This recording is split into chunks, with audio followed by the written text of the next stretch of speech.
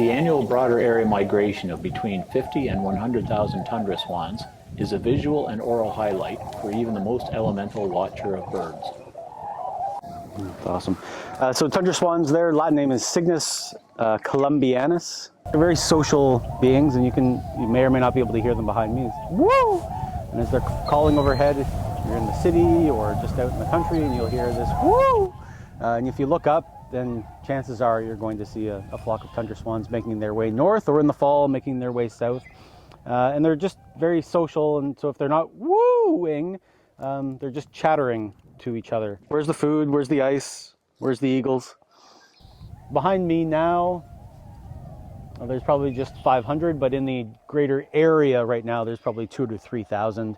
From where we stand, there's, well, a few hundred tundra swans, no less than 10,000 ducks of 20 different species in the inner bay. And there's about a dozen bald eagles here as well, who become duck experts this time of year when there aren't as many dead fish for them to eat.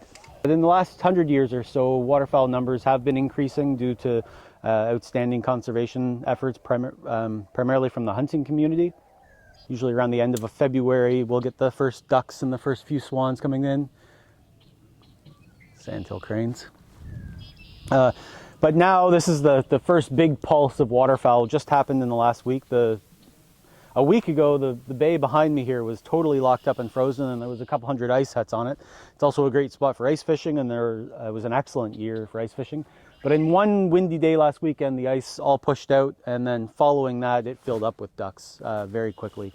So we're right on the front edge of it, and usually by the middle end of March, many of the waterfowl have moved on, but they'll continue through April. Oh, here comes some ringneck ducks.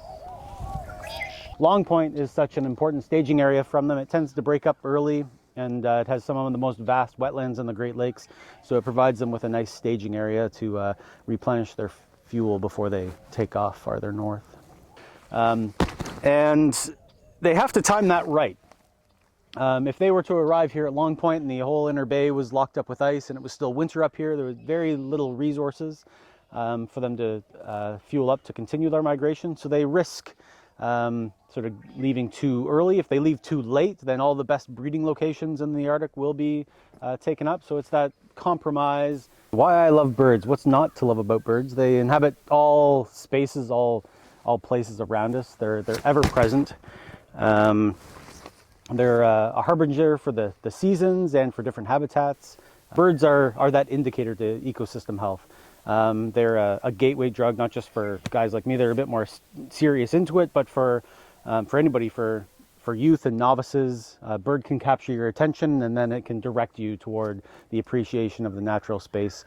It's easy to grow up without a real understanding of just how much we rely on healthy ecosystems, and if birds can just take 1% of the population that aren't engaged and direct them toward nature conservation, then we're doing a good job, and that's really the purpose of why we're directing attention and focus on birds. Birding's pretty awesome. It's fun, it gets you outside, you'll learn a lot, you interact with nature. It's the hippest new thing, so turn off your TVs and get outside.